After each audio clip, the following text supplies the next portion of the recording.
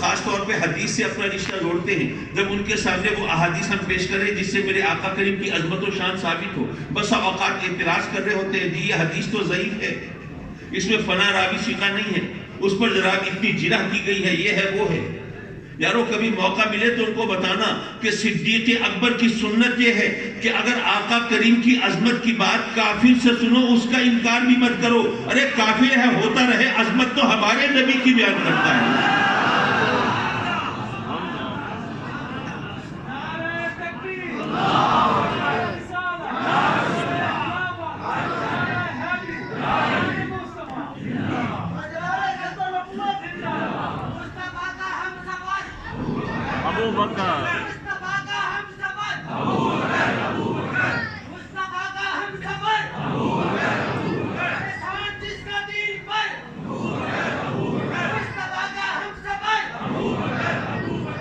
حضرات مکرم، جب آپ کی گواہی کی خبر بارگاہ رسالت میں پہنچی تو پھر وہاں سے صدیق اکبر کا لقب ملا۔ اچھا، یہاں پر شاید میری گفتگو کا تھوڑا انداز بدلے، لیکن میں عرض کروں گا کہ آپ نے کبھی غور کیا کہ سچ اور جھوٹ کے پیمانے کیا ہیں ہمارے پاس؟ عدالت میں اگر کوئی وقوع ہو اور اس کے بارے میں گواہ پیش ہوں، ایک گواہ کہے کہ جی میرا خیال ہے، اندازہ ہے، قیاس ہے، گمان ہے کہ واقعہ یوں ہوا ہوگا، دوسرا کہے کہ نہیں جناب میں نے سنا تھا، لوگ باتیں بات کر رہے تھے کہ وہ کہتے تھے واقعہ یوں ہوا تھا، تیسرا کہے کہ میں تو موقع پہ موجود تھا، میں نے اپنی آنکھوں سے دیکھا ہے، واقعہ یوں ہوا تھا، تو عدالت کس کا اعتبار کرے گی؟ جو موجود ہے، جو چشمدید گواہ ہے۔ تو گویا ورڈکٹ آف دا کورٹ یہ ہے، عدالت کا فیصلہ یہ ہے کہ سچ کا پتہ آنکھ سے چلتا ہے۔ میں سوچنے لگا کیا واقعی آنکھ ہمیشہ سچ دیکھتی ہے؟ 14ویں کی شب تھی، رات کا وقت تھا، آپ اپنے بچے کو موٹر سائیکل پہ سیر کرانے چلے، بچے کو مزہ آیا، ترنت میں آ کے کہتا ہے ابو دیکھیے کتنا مزہ آ رہا ہے، آج تو چاند بھی ہمارے ساتھ ساتھ چل رہا ہے، چاند بھی ہمارے ساتھ سیر کر رہا ہے۔ اتفاق سے کوئی شیخ الحدیث و تفسیر کھڑے تھے سڑک کے کنارے، بچے کی بات سنی تو ہنس پڑے، ساتھیوں سے کہا دیکھو بچے بھی کتنے سیدھے سادے ہوتے ہیں، بچہ کہتا ہے چاند ہمارے ساتھ چل رہا ہے، دیکھو چاند تو ہمارے ساتھ کھڑا ہے۔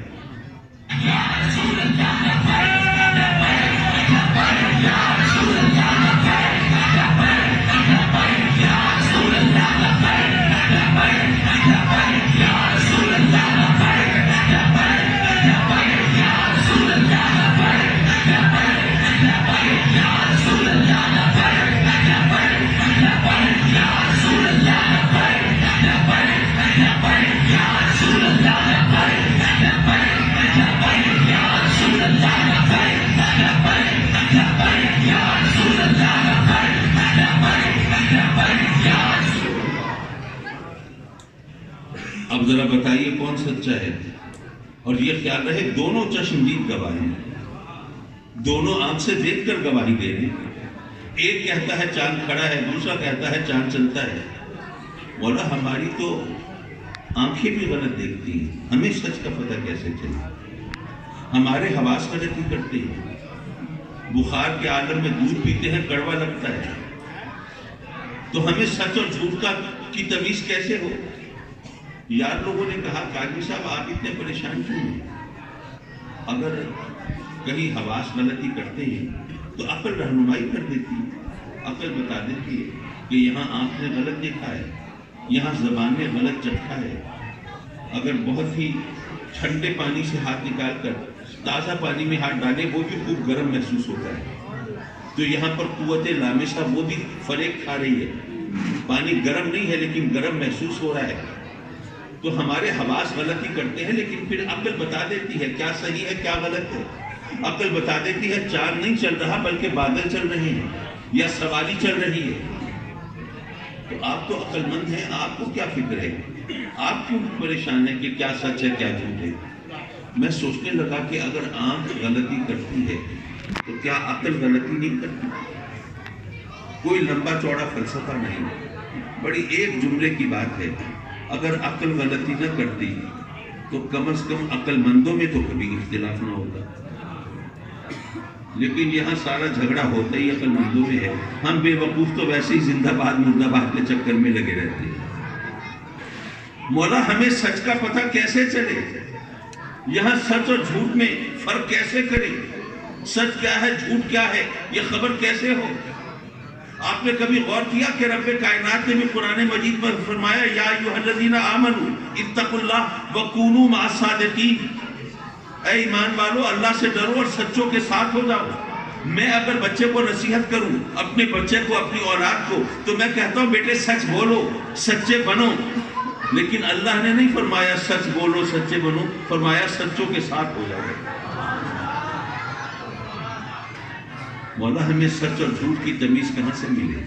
صدیق اکبر بتا رہے ہیں، کیا انہوں نے آقا کریم کو معراج پر جاتے ہوئے دیکھا تھا؟ نہیں دیکھا. پتہ یہ چلا آنکھ کی گواہی نہیں تھی، آنکھ کی گواہی نہیں تھی. حالانکہ عدالت تو کہتی ہے سچ کا پتہ آنکھ سے چلتا ہے، لیکن یہاں آنکھ کی گواہی نہیں. کیا معراج کا سفر عقل میں آنے والی چیز ہے؟ معراج معجزہ ہے، اور معجزہ کہتے اس کو ہے جو عقل کو عاجز کر دے. اور یہاں پر اگر میں وہ جس ختم نبوت کے موضوع پر ہم گفتگو کر رہے ہیں تو یہاں پر ایک بات کہتا چلوں. آپ نے کبھی غور کیا کہ نبی کی پہچان معجزہ ہے؟ اگر فاران کی چوٹیوں سے صدا آ رہی ہے میں اللہ کا نبی ہوں، تو قادیان کے جنگلوں سے بھی کوئی بول رہا ہے میں بھی نبی ہوں. اب ایک عام آدمی کے پاس وہ کیا کرائٹیرین ہے، کیا معیار ہے، کیسے پہچانے کون سچا کون جھوٹا؟ تو ہمیں بتایا گیا کہ یاد رکھو جو سچا نبی ہے وہ معجزہ دکھاتا ہے، جھوٹا نبی معجزہ نہیں دکھا سکتا. نبی کی پہچان معجزے سے ہوتی ہے. اور نبی کی پہچان معجزے سے کیوں ہوتی ہے یہ ذرا میں خاص طور پر آپ کی توجہ کا طلبگار. معجزہ کسے کہتے ہیں؟ جو عقل کو عاجز کر دے، جو عقل میں نہ آئے، وہ معجزہ ہوتا ہے. نبی کی پہچان معجزہ اس لیے ہے کہ نبی پر ایمان لانا ہر ایک کے لیے ضروری ہے، کوئی استثناء تو حاصل نہیں ہے کسی کو. پہلے تو یہ مشکل لفظ تھا، اب تو سب آسان سمجھتے ہیں اس کا مطلب. کسی کو استثناء حاصل نہیں، سب نے نبی کو ماننا ہے. اگر نبی کی پہچان کے لیے علم ضروری ہو تو جاہلوں کو تو استثناء حاصل ہو جائے گا. اور اگر نبی کی پہچان ایسی ہو جو عقل والوں کے لیے ہو تو جو بیچارے کن ذہن غبی کم فہم ہیں ان کو تو استثناء حاصل ہو جائے گا. لیکن جب نبی پر ایمان لانا ہر ایک کے لیے ضروری ہے تو نبی کی پہچان ایسی ہونی چاہیے جس کے سامنے سب برابر ہوں. کوئی عالم ہو یا جاہل ہو فرق نہ پڑے، کوئی انتہائی ذہین جینیس عقل مند ہو یا کن ذہن غبی کم فہم ہو، کوئی فرق نہ پڑے. اور وہ پہچان کیا ہے؟ وہ معجزہ ہے. معجزہ نہ عالم کی عقل میں آتا ہے نہ جاہل کی عقل میں آتا ہے. معجزہ نہ انتہائی ذہین اور جینیس کی عقل میں آتا ہے، نہ کن ذہن غبی اور کم فہم کی عقل میں آتا ہے. اس کے سامنے سب برابر ہیں. نبی کی پہچان معجزے سے ہے. نبی کو پہچانیں گے تو کلمہ پڑھیں گے، نبی کو پہچانیں گے تو ایمان لائیں گے، نبی کو پہچانیں گے تو ان کے فرامین مانیں گے. تو پہچان تو پہلا قدم ہے نا، پہچان تو ابتدا ہے. یارو نبوت کی ابتدا معجزے سے ہوتی ہے، اور معجزہ وہ ہوتا ہے جو عقل انسانی جہاں اپنی ہار مان لیتی ہے، عاجز ہو جاتی ہے. پتہ چلا نبوت کی ابتدا وہاں سے ہوتی ہے جہاں عقل انسانی کی انتہا ہوتی ہے. میرے آقا کریم حضور علیہ الصلوۃ والسلام نے سیدنا ابو بکر کو صدیق اکبر کا لقب دیا جب انہوں نے گواہی دی آقا کریم کے شب معراج پر جانے کی. انہوں نے جاتے ہوئے نہیں دیکھا، آنکھ کی گواہی نہیں تھی. معراج کی گواہی دی. معراج معجزہ ہے اور معجزہ عقل میں نہیں آتا. پتہ یہ چلا عقل کی گواہی بھی نہیں تھی، نہ آنکھ کی گواہی نہ عقل کی گواہی. پھر سچ کیسے ملا؟